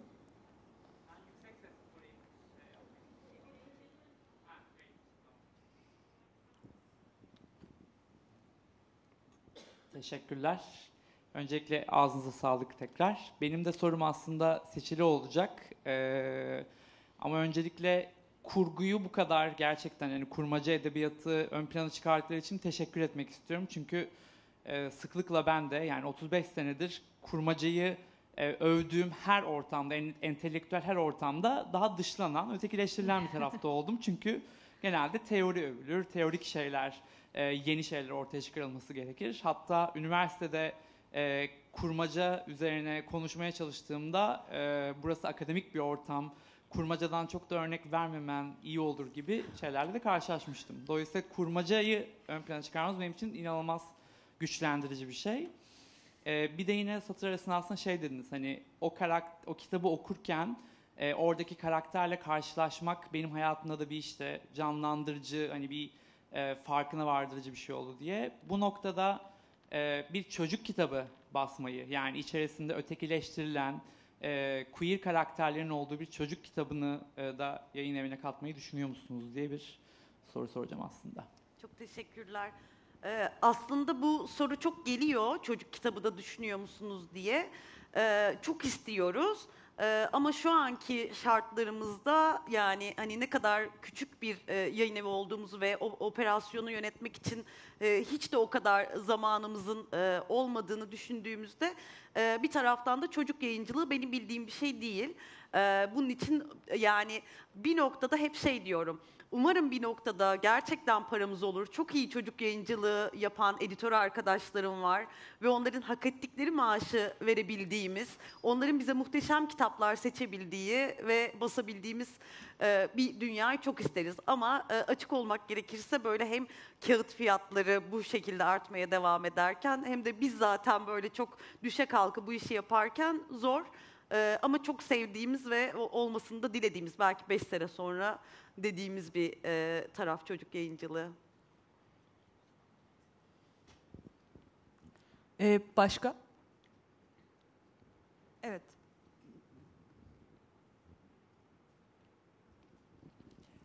Herkese çok teşekkür ediyorum. Gerçekten çok büyük bir keyifle, ilgiyle izledim hepinizi. Benim sorum Birgül Oğuz'a olacak. Sizin var mı yeni kitabınız? Ufukta görünüyor mu? Ufukta. Yani biraz varsa öyle bir tasarınız bize anlatır mısınız? Ne hakkında olacak? Hani küçük ipuçları tabii. Teşekkür ediyorum tekrar. Ufukta bir kitap yok. Şu anda yok. Ama bence 2020'de bir kitabım yayımlandı. O son kitabım olmayacak diyebilirim.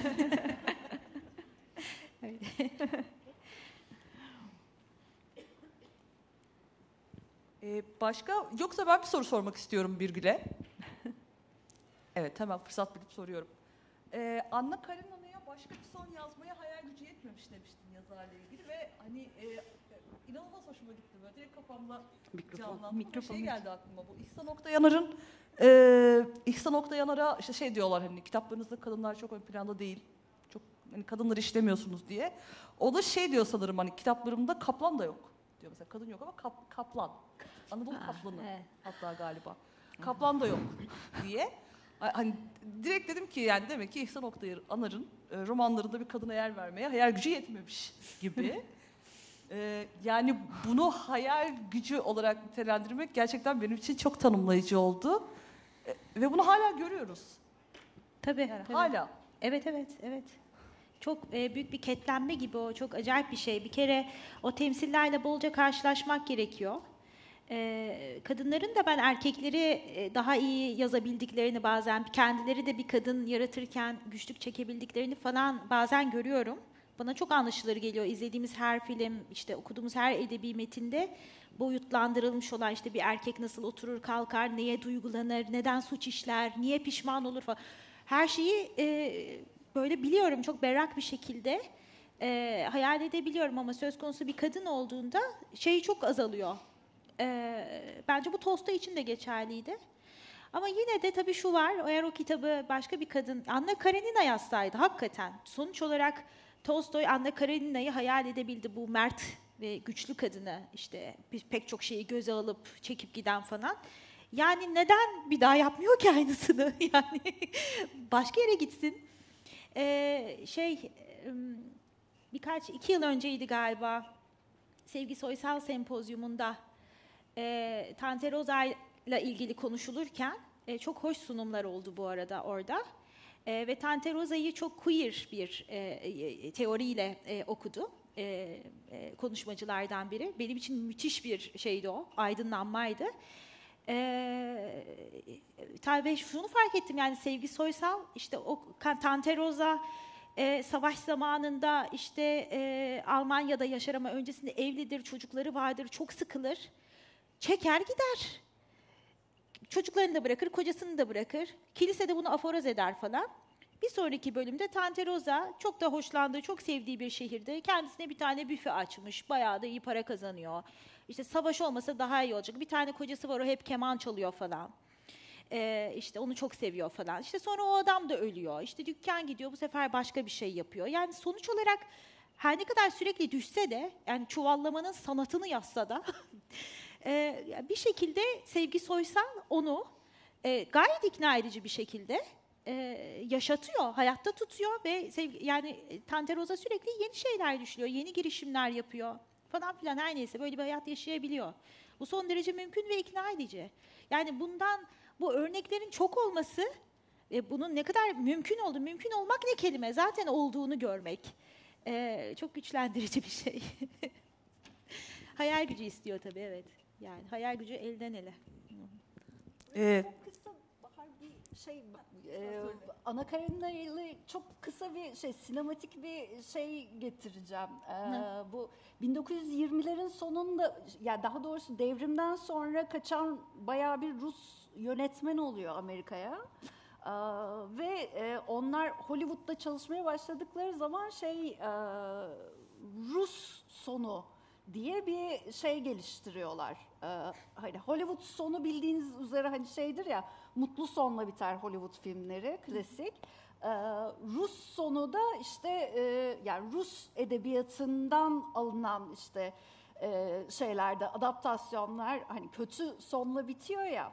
Örneğin Anna Karenina'nın bir Hollywood adaptasyonunu yapıyorlar, beyaz Rus yönetmen. Ve son şöyle. Anna Karenina kendini atıyor ya trenin altına. Evet. Bir sonraki sahnede Anna Karenina'yı işte kimdi sevgilisi, işte o kont subay muydu? Bir herif. Subay. Evet. Onunla beraber yataktan uyanıyor. Meğer rüyaymış. Tren sahnesi filan. Ya aslında evlenmişler şeklinde bitiriyorlar Hollywood'a geçince. Evet. Başka bir patriarkal ending belki ama. Evet. Evet. Öyle bir kısa şey vermek istedim. Son. Alternatif. Evet.